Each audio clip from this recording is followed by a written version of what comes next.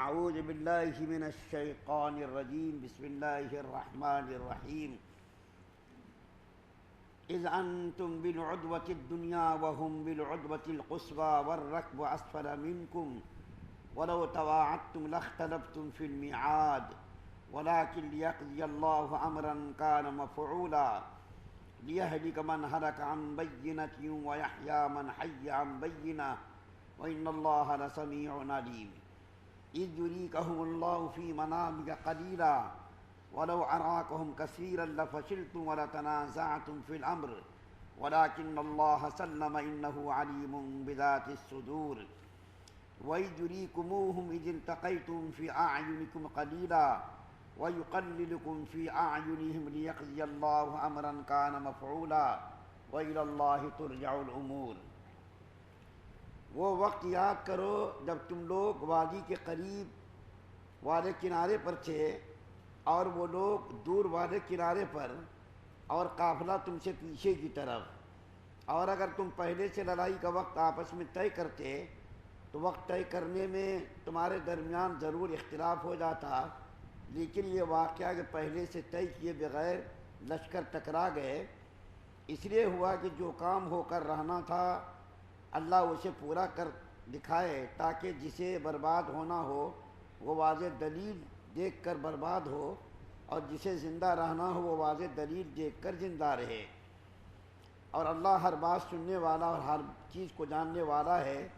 اور اے پیغمبر صلی اللہ علیہ وسلم وہ وقت یاد کرو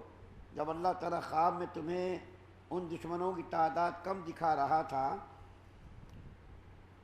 اور اگر تمہیں ان کی تعداد زیادہ دکھاتا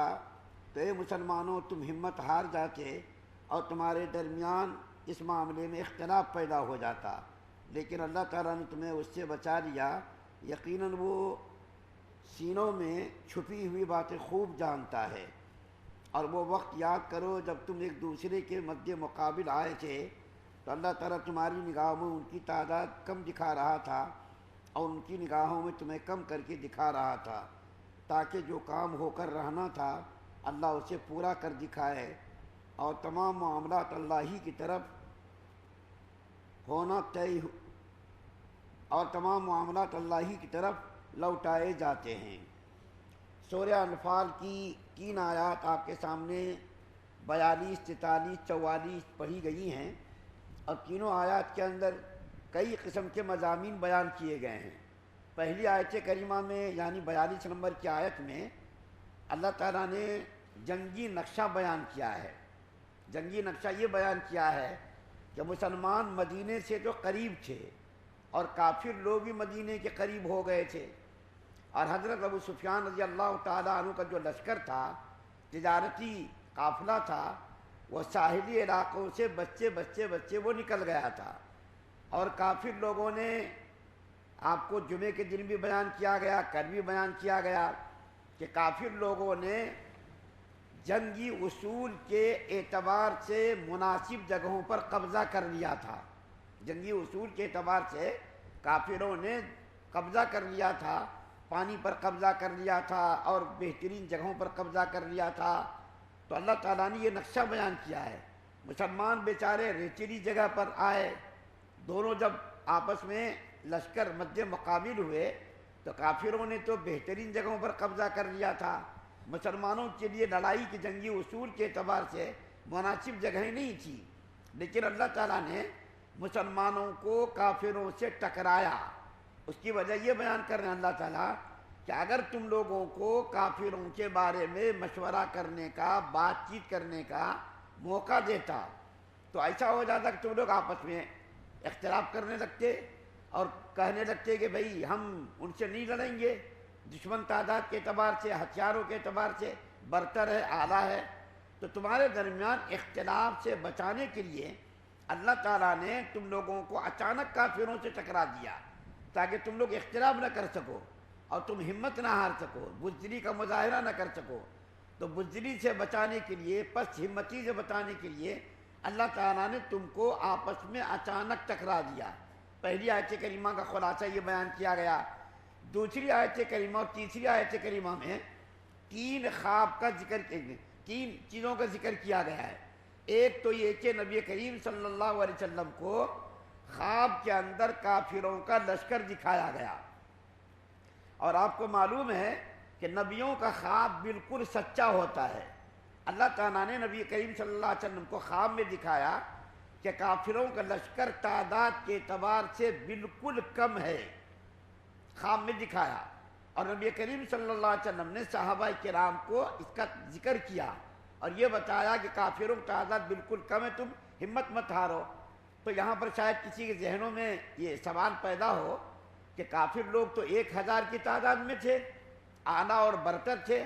اور نبی کریم صلی اللہ علیہ وسلم کو خواب میں کم تعداد کیوں دکھایا، کیسا دکھایا؟ یہ تو خلاف واقعہ ہو گیا۔ تو مفسرین نے اس کے بہت سارے جوابات دیے ہیں۔ ایک جواب ان میں یہ دیا کہ کافروں کی تعداد 1000 تو ضرور تھی، لیکن اللہ تعالیٰ نے ان لوگوں کو دکھایا جن کا مرنا کفر پر یقینی تھا۔ یہ 1000 کی تعداد میں سے تو 70 لوگ مارے گئے، باقی لوگ اکثر فتح مکہ تک باقی مسلمان ہو گئے۔ اس میں سے بہت کم لوگ تھے،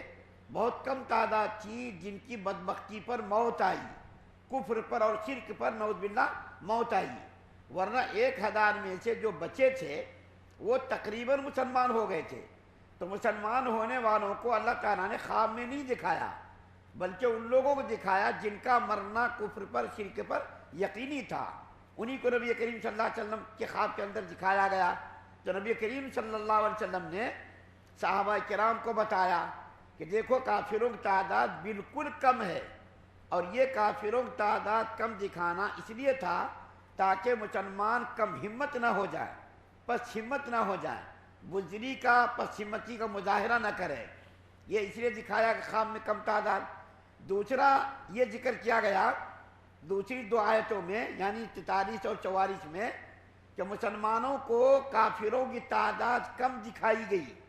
مسلمانوں کو کافروں کی تعداد کم دکھائی گئی۔ چنانچہ حضرت عبداللہ بن مسعود رضی اللہ تعالیٰ عنہ فرماتے ہیں کہ لڑائی کے موقع سے پہلے خود انہوں نے اپنی آنکھوں سے دیکھا اور اپنے ایک ساتھی سے ذکر کیا کہ کافروں کی تعداد تو مجھ کو 70 ہی نظر آ رہی ہے، یعنی 1000 نہیں نظر آ رہی تعداد، بلکہ مجھ کو کافروں کی تعداد صرف 70 نظر آ رہی ہے۔ تو جو ان کے ساتھی تھے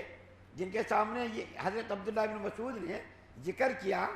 تو انہوں نے کہا نہیں 70 نہیں 100 ہے، 70 نہیں بلکہ 100 ہے۔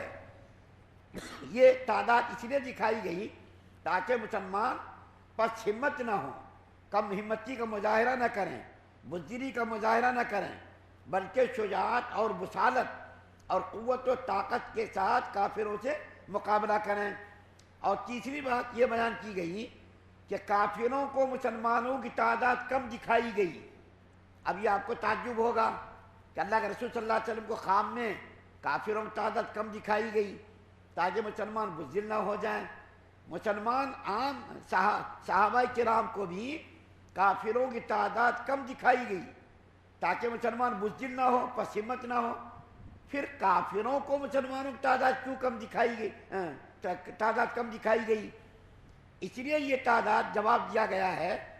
مسلمانوں کی تعداد کافروں کی اس لیے کم دکھائی گئی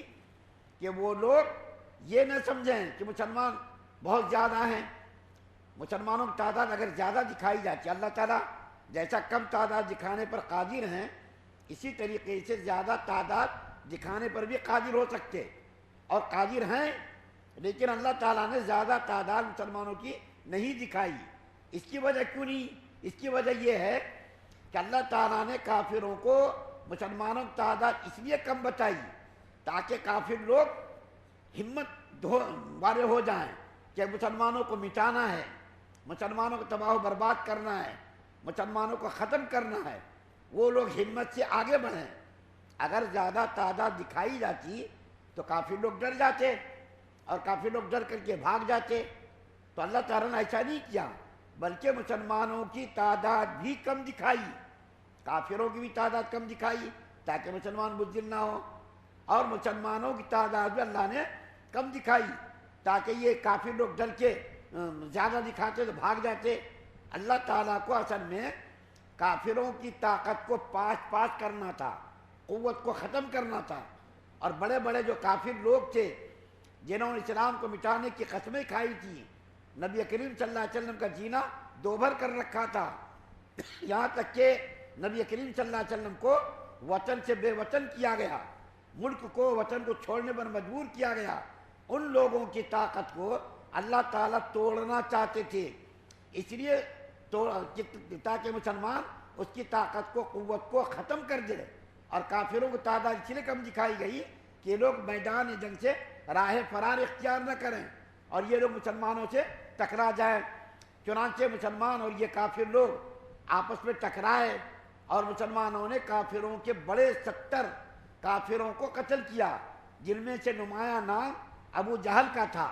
عتبہ کا تھا، شیبہ کا تھا، ربیہ کا تھا۔ یہ کافروں کے بڑے بڑے سردار تھے جن کو اللہ تعالیٰ نے جنگ بدر میں قتل کرایا، اور قتل کرا کر کے کفر کی طاقت کو پاش پاش کرایا، اور جنگ بدر میں جو کافروں کی شکست ہوئی ہے اس کے بعد پھر کبھی یہ مکہ کے کافر لوگ دوبارہ اٹھ نہ سکے۔ ہر لڑائی میں ان کو شکست سے فاش ہوئی، ہر لڑائی میں ان کو ذلت و رسوائی کا سامنا کرنا پڑا۔ تو اللہ تعالیٰ نے ان 3 آیات میں کئی قسم کے مضامین کو بیان کیا ہے۔ اللہ تعالیٰ سے دعا ہے اللہ ہم سب کو سننے زیادہ عمل کی توفیق عطا فرمائے۔ سبحان اللہ و بحمدہ، سبحانک اللہم و بحمدک، و نشہد